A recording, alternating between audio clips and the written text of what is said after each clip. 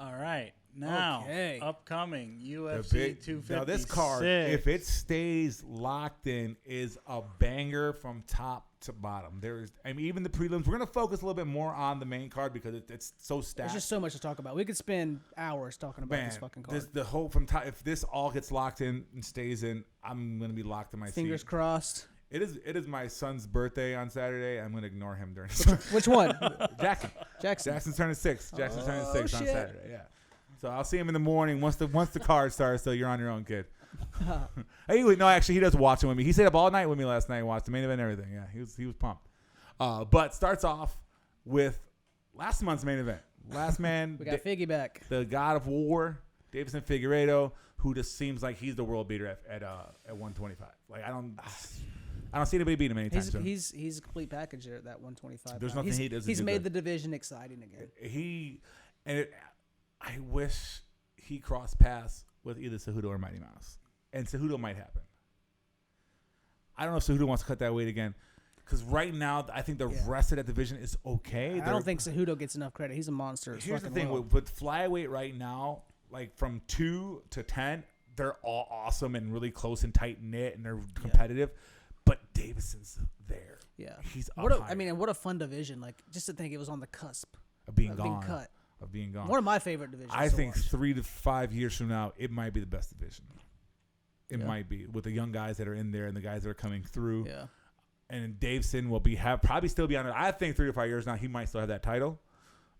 But if he's still on that run and those guys develop, it's going to turn into that 155 like it is now. You know, it's including Brandon Moreno. Now Brandon Moreno. Yeah, we got the Assassino Bebe. Yeah, he's the baby assassin for my English speakers. Yeah, there you go. He's going to bring the fight to Davison. Yeah. He's not going to back down. The best thing about these flyweight fights, they don't stop moving. It's strike, grapple, scramble, takedown, get up. It's nonstop action for that fight. Davison seems to have more power than everybody at that division for sure. When he hits those guys, they go out. You know, I love me some Joe Benavidez, but we'll talk about that every time Davison comes around because they're like the rivalry at that division. When he would hit Benavidez, it was like his world changed. But what's more heart-wrenching than in 2020 and people like COVID, but to have to witness Megan O'Leary watch poor Joe B get smashed twice. The runner-up. That should be his new nickname, the runner-up. I just felt so bad, you know? Like, you can't even watch Fight Island Declassified, you know? It's like, damn. But...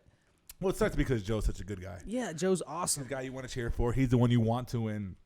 Which Davison looks like a serial killer, monster, bad guy in a movie, but he's actually a really cool guy too. Yeah, nice guy. He's a sushi. He's all those things but we talked he's about last so week. vicious in that cage. You think he's a terrible person. He's got that one thing you can't teach, and that's that killer instinct. Like you go there, and it's a fight to him. It's a fight. It's like the Cowboy Cerrones. Well, it's like the Fabers of old. It's like those people go to fight. They're not point fighting. I think that's the most underrated skill in fighting.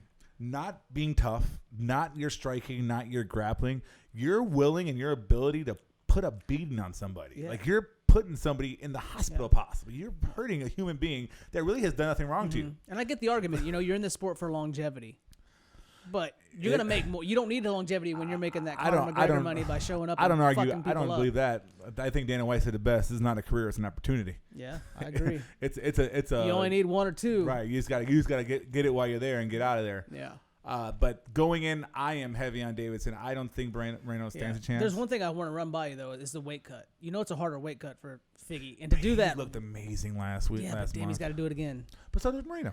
How much weight did he gain before he knew he had to fight again? Maybe he already knew. He kind of said it during the post-fight interview. I'm ready to go again. You know, give me Moreno. He kind of said it right away. So maybe not the day of, but like within days of the fight. Yeah, I mean, I like Moreno. I think Moreno is an awesome fighter, but I think this comes down to physicality and killer instinct, and just Figgy's gonna. I don't think it's gonna look any different than the last two fights. To be honest with you, yeah. I think Moreno's gonna scramble a little bit more. Can we get Cejudo back? Can we get Henry Cejudo back to fight Davison Figueirado? Yeah, but let's get Cejudo at bantam. Then that's his. Bantam's not really his title. Figgy fights at bantam too, though. But that's not really his title. No, this isn't mine here. Flyweights, you gonna mix me up? Yeah, let's mix Flyweights is not Cejudo's title, but I would love to see Cejudo's wrestling against Davison. Davidson's really aggressive. I don't think he's gonna be able to run up on Henry Cejudo like but that. But man, I am biased to Figgy. I love watching him work that single leg X. Yeah. Davison Garcia. He's got glue in his armpits. He wraps his arm around you. You're going to get choked out. I mean, look at his last 2 fights. Quick, fast. I get my arms around you. You're not slipping out. I'm gonna get it early, so you're not sweaty. There's no one helping you getting that head loose. Yeah. But Moreno's going to stand there. He's going to bang with him. Yeah, but Moreno's the guy you just want to root for, man. Such a likable guy. Well, and plus he's got that Mexican fighting style. I'm gonna put my foot. I'm gonna put my foot in that tire. I'm gonna stand in front of you. I'm just gonna hit. Yeah, we're gonna box. Yeah, we're gonna go. I'm gonna give it right at you. Yeah. He's gonna give him. He's got a fighter's chance. I think he's got a better shot than what's his name we had last month. I forget his name now. But it's almost like, hey, Moreno, you're gonna take this choke. Perez. He's got a much better shot than Perez. Yeah, but it's like, now you're going to take this fight. It's only, 3 weeks out. You could have just took it last. Like, how much can you improve now to fight Figgy from 3 weeks? It's like you should have just took that opportunity. Random side note, he kind of looks like Benicio del Toro, doesn't he? Kind of looks like the Mexican Mickey Mouse. But yeah, no, he like the babyface assassin. He's gonna be vicious. He's gonna attack, but I think that's gonna play against him. I think that's gonna feed right into Figgy's game. He's gonna either catch him or he's gonna wrap him up and choke him out. What do you say he wouldn't be opposed to changing his nickname to something? Oh, the Mexican McLovin. Yes, that's what he said, right? That's what he wanted it to be, right? Oh, that'd be perfect. Yeah, that's what he said too, yeah, right? Yeah, he's like he would not be opposed to it. The babyface is yeah, he's not really babyface. Yeah, I don't think that works for him. I'm going Davis, and I think he gets it done in round one. I think we're round one. Sorry, not interesting TV, everybody. We're not arguing about this one. Davison all day. Yeah. This next one, maybe we're gonna argue a little bit. You know who I'm going with? Mr. Tony Ferguson, El Kukui himself. Yeah. This is a very, very interesting fight. I was talking about it before we started rolling. It's like the Spider-Man meme. This is like going to be better than your wet dreams. This fight. This is basically Tony Ferguson versus Tony Ferguson. They are the same type. Yeah. They have world-class jiu-jitsu. Yeah, this is parallel universes coming together. But they can bang with you, too. It's going to be a war. Tony Ferguson does not have boring fights. Oh. So he's going to force it. And Charles there's Charles Oliviera, 6-fight win streak. He's been a decision twice. Right.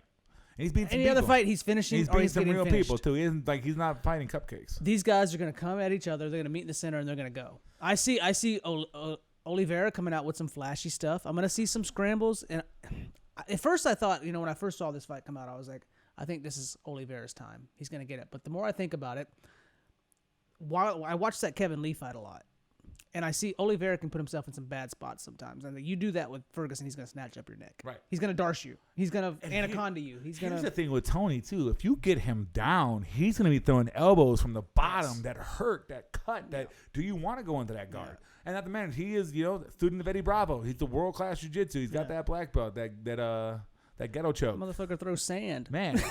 and he loves this. Like, he lives to fight. Yeah.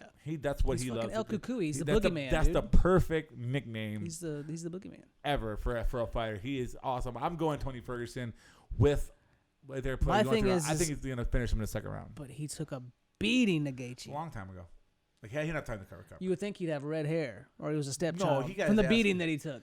He got his ass again. He kind of got the Hermanson treatment in that fight though too, where he had to switch opponents, totally different style, totally different game plan going in there. He didn't even bring his striking coach with him to that fight.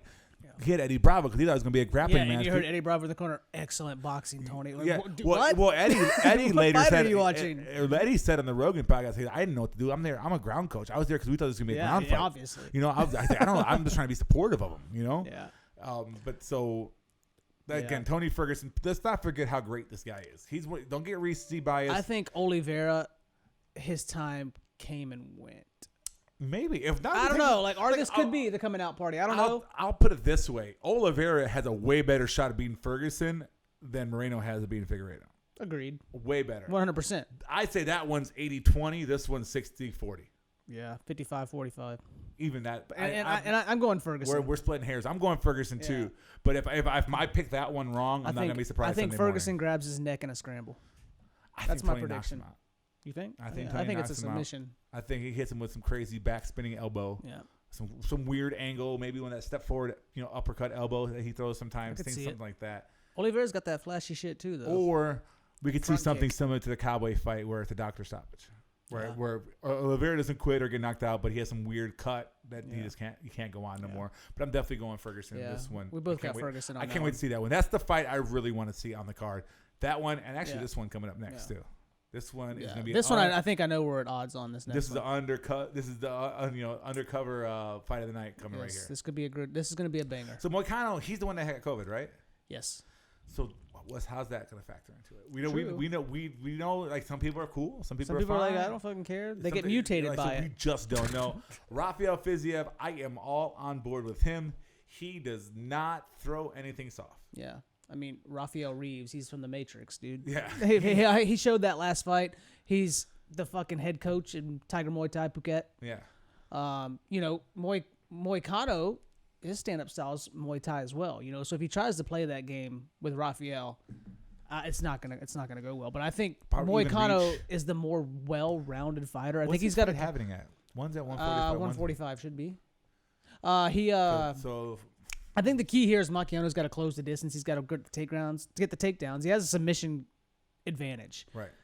But if he chooses to stand there in front of Raphael, because he's going to sleep. I don't trust his chin. But when it comes to competition, Moicano's fought the better competition. He's been in the division. He's proven himself. He's a little chinny of late. And I just don't see Moicano being like Diakese standing in front of Raphael to do like a striking. Well, Raphael is going to go and try match. to hunt. He's going to try to hunt. He's not going to sit there and play any games. He's not going to go feel out here. He's going out there. He's going to try to hunt for heads. And again, I had Fiziev before this fight got canceled last time, and then coming off the COVID, I'm doubling down on him. I think he's going to knock him out. I just think if you give Raphael more to think about than just striking, how is he going to react? So if Moicano comes out here and mixes it up, well. Maybe not jiu-jitsu, but he is coming from Kazakhstan. There is sambo out there. There's grappling out there for sure. Obviously, we all know that area is big on wrestlers and grapplers and stuff like that. So he's not a stranger to people trying to take him down and wrestle him to the ground and things like that. So it's not going to be like something new to him. And again, watch tape on Rafael Fiziev. He throws heat, legs, fists, everything, and it's going to pop. I think it's going to pop Moicano and take him out. I'm going to say first round. I say first round KO. How you sit down with balls that big? Man. Ataman? Not really sure what that Ataman? What does that mean? I don't know. I don't speak Kazakhstan or whatever it is. Can you do that in a Borat voice? Ataman. It's very nice. How much? They probably hate Borat. Yeah. No, they probably don't even know it's out. Yeah. They probably don't even know that's out. I think it's like Ataman, like Attaboy. Ataman. But he's like, don't disrespect me with the boy shit. Let's go. We got, I didn't grow this beard to be called a fucking boy. I'm going Moicano. I think Moicano gets it done decision. He is the taller fighter. Yeah, how's that Muay Thai going to transition? More experience, Coming off COVID. He's been mutated, man. Yeah. Have you seen Deadpool? You see what they did to Wade Wilson? It's the kind of same shit. Some people get mutated by it, some don't. Mutation doesn't always mean positive though. Could though. Yeah, I got Moicano on that one. What do we got next? We may be at odds on this one too. This one, yeah, we're definitely at odds. I sound like I dragged Kevin Holland in our breakdown of the card last night. Kevin Holland's definitely on the rise. Kind of different fighter of the year, 2020. Would this be his fifth fight? Yeah. Fifth fight? He's been active. Highlight He's getting them knockout paydays. His big knock is he has not fought anybody. Yeah. Oh, except for Buckley. He did knock out Joaquin Buckley. The knockout of 2020, the reverse heel kick, backflip, whatever you want to call it. He fought Darren Stewart. Yeah. Which he might have lost that fight. Dentist. He might have lost that fight. I went back and watched it. It was close. You could argue what do you value more, right? Yeah. Yeah, he could argue that Stewart won that. Wasn't it a split decision too? Yeah. So it was a split decision. And he even said it. He's like, Stewart won that fight. He got to run that back, yeah. So, I mean, Holland is on the rise. He's on fire right now. He's like we talked about too earlier. He is a black belt in jiu-jitsu. Does not seem to want to use it. He likes to sit there and throw. Jacare's a legend. And Jacare, the grip of a gator, the strangles, the proven jiu-jitsu. He's good everywhere the fight is. But how much is this age going to play a factor into this? Well, Souza, one of the greatest grapplers in MMA history. Yeah, like top 10 grappler MMA history. So that kind of works in the Kevin Holland's game plan where he doesn't want to go down there anyway and throw with him. Souza, world class. We kind of talked about Souza earlier in his fight against Hermanson. Yeah. But 40 years old. 40 years old. We just saw, I think we're gonna find out a lot. We just saw Anderson Silva at 40 years old, who's one of the greatest fighters of all time, and he looked like a soup can. Kevin Holland's gonna have to keep the range. 81. He's got a 9-inch reach advantage. 9. That's huge. But he has a disadvantage in the leg reach. By an inch. I mean, that's fucking humans, man. That's not. He's 6'3". Yeah. To 6'1". He's bigger, younger. I'm going Souza on this one. I think the experience is going to pay off here. I think Holland's going to learn from it. He's going to come out of it much, much better. But I think Souza's going to get it done. I think he's going to work the body. He's going to close the distance, work the body, get some takedowns, get on top. It's funny because I think this next fight we're going to flip the script on what we're saying, but I'm going to go with Kevin Holland by knockout over Souza. And no disrespect to Souza, the legend, but I just don't. 40-year-old fighters don't go too far. I got Souza. Not everybody's Glover Teixeira. I got Souza. And all right. It's the kickoff of the main card. Two big bruisers. So now you want to take the vet. I will argue this vet's not 40 years old. This vet just beat a top 5 fighter within the last year. I just think you have something for initials or something like JDS. JDS, no, I'm a big. JDS was one of the top guys when I really, really got into MMA. Like the rise of the early 2000s. Cain Velasquez. Cain Velasquez battles. He was the coach on Ultimate Fighter, stuff like that. So I got a kind of a soft spot for Julio Santos, but it's not like he has really fallen off. He had some losses lately, but they're against top guys. He's lost to Francis Ngannou, Rosenstruck, and I believe Curtis Blades, was it? Yeah. So that's nothing to sniff at. He did just recently beat Derek Lewis. He's like 1-3, and his one win was Derek Lewis, who you had beating Curtis Blades last week before COVID flying knee. So he knocked Derek Lewis. You missed that because it was going to happen. So he knocked Derek Lewis out.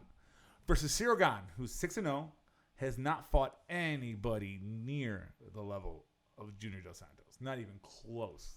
And I don't think Santos has fallen off. Yeah, so I mean, the people he's losing to are the top 5 of the heavyweight division. He beat Bam Bam too, right? He beat Bam Bam to Ivasa. Beat Ivan. He's not losing a step. Yeah. Like he's losing to guys that anybody would lose Blagoy Ivanov looks like the restaurant owner below my apartment complex. And he does have a win over Stipe. He's one of the few people, the only person active in UFC has a win over Stipe Miocic.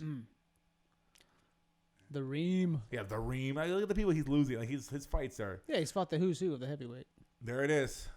Yeah, and he's what? He's 2-1 against Velasquez, or is it 1-1? No, he's 1-2. 1-2. 1-2. He beat Hunt. So Junior Santos has fought everybody. Now Cyril Gane, and this is again. I got hit up in the comments last one talking bad about Conor. I'm not talking bad about Conor right now, so I know all you stands out there are going to flip on me. But Gane kind of fights like Conor McGregor. If you watch the way he stands, that open, that front stance, arms are low, kind of waits for that. If he puts his arms down against Junior Dos Santos, Junior Santos is going to knock him out.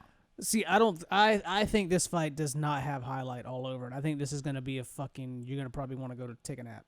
I think it's going to be a lot slower paced. I think Cyril Gane is going to outpoint JDS. It's going to be a safe fight. He's going to stay on the outside. Gane is only 6-0 though, man. The guy but he had a lot of Muay Thai fights. Very green. He's got a lot of Muay Thai. If you look up film on Cyril Gane, most of his fights, French fella. He's got submission threat. That's what I should call him, the French fella.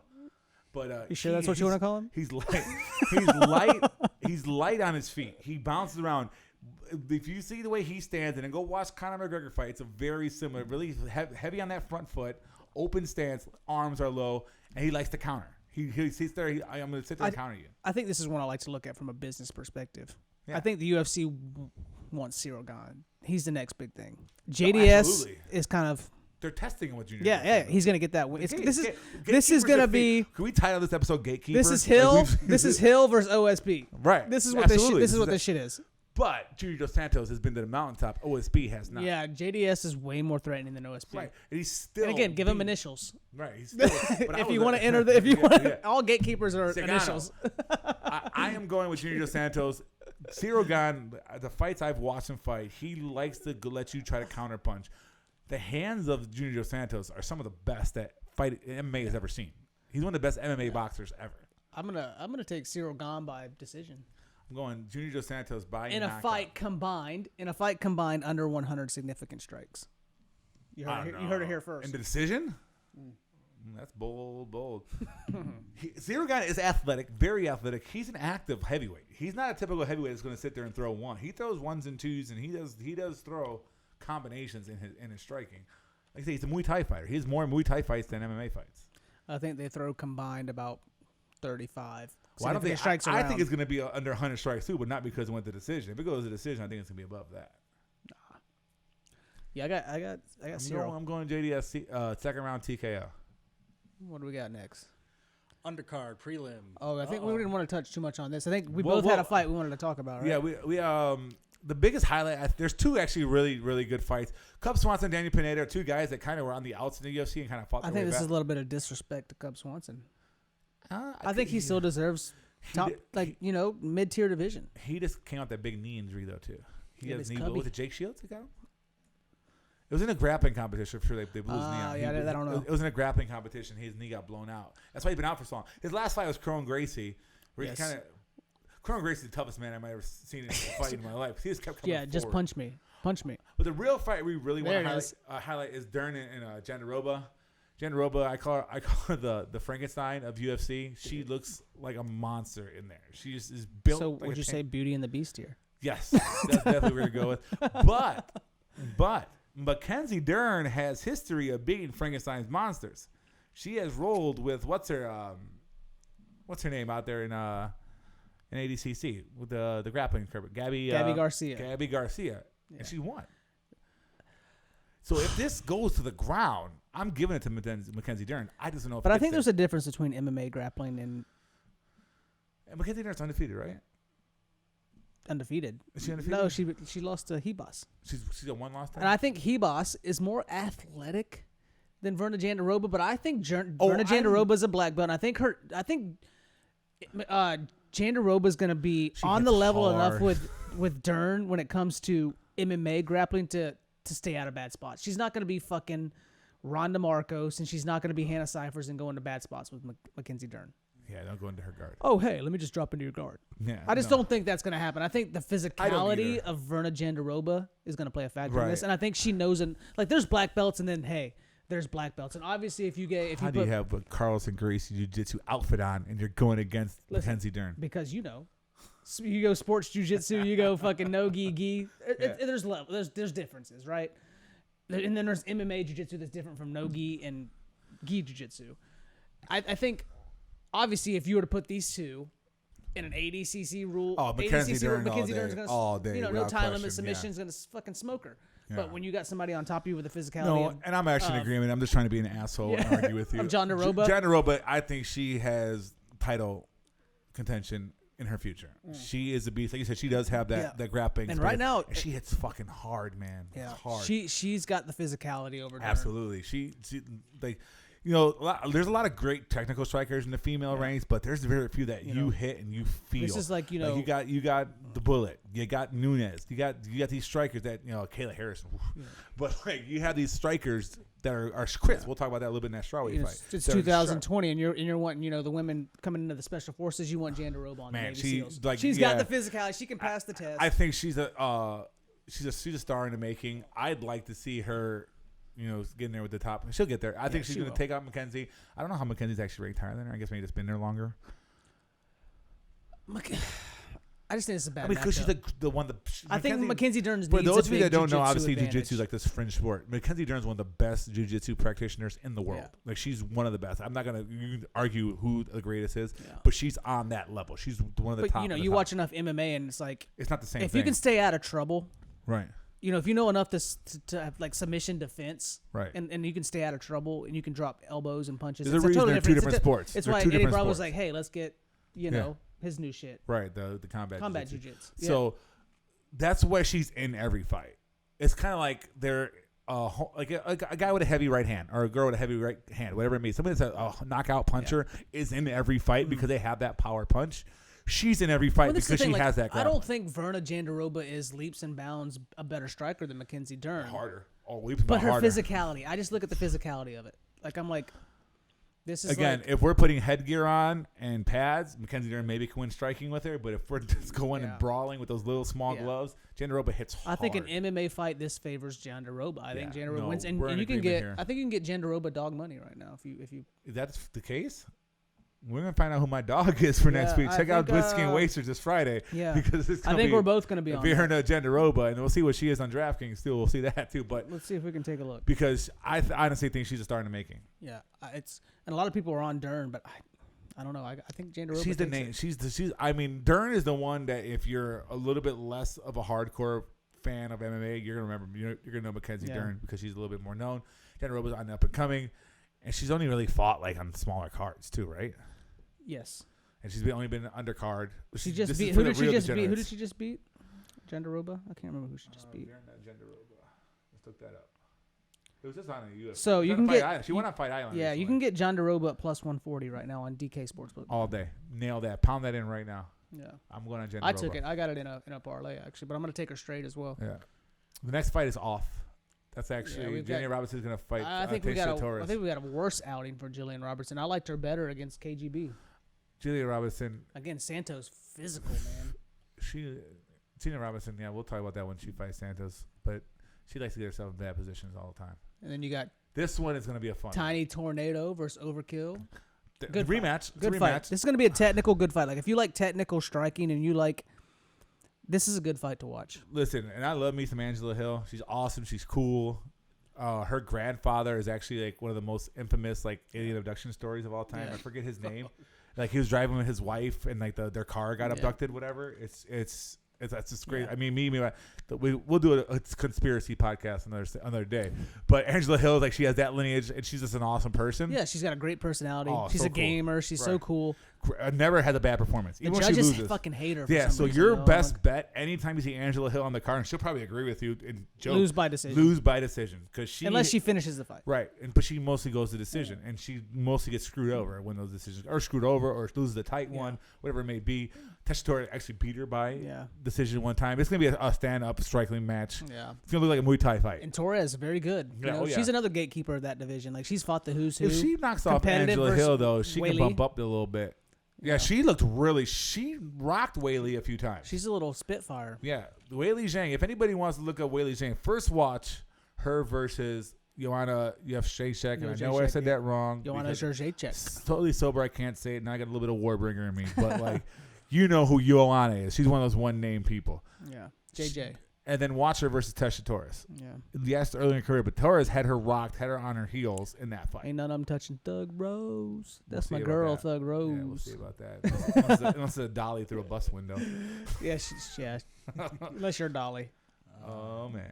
There go the comments. Yeah, we can kind of like, roll through these. I don't want to touch on them too much. Yeah, there's none of them that really. Billy Q. I mean, probably of all these fights, the best one's going to be that Tucker and Billy Q fight. Yeah, Quarantillo's a fun fighter. Tucker's a badass, too. I think Spivak takes it to Vandera. I don't know about that fight. I'm not going to judge. Chase Hooper, Ben Askren's son. Yeah. Funky Jr. That's the one we're talking about, who I think was born in year 2000. I could be a little bit off. I think I want to see what the line is, Peter Barrett. I think I like Peter Barrett. I don't like Peter Barrett. He walks out with sunglasses, a mullet, and he has like a denim. I think that Jingling Grant fight will be good. Jing Lang, but I like Jing Lang in that fight. Peter Barrett is basically like one of the bad guys from Harold and Kumar. That's basically what he is. Damn, now I want some White Castle. Yeah. Jalapeno cheese on the way sliders. home. On the way home. Cheat day. No, but there's none of these fights really do stand out to me. That's probably means they're gonna be the fight of the night. One of them, right? Yeah, for sure. I think this whole card is gonna be fucking wall to wall. Right. I think, but once it gets that Quarantillo fight and Tucker fight, that's one you're going to watch. Make sure you see that one. The rest of them you can probably check on replay when they come around. All right.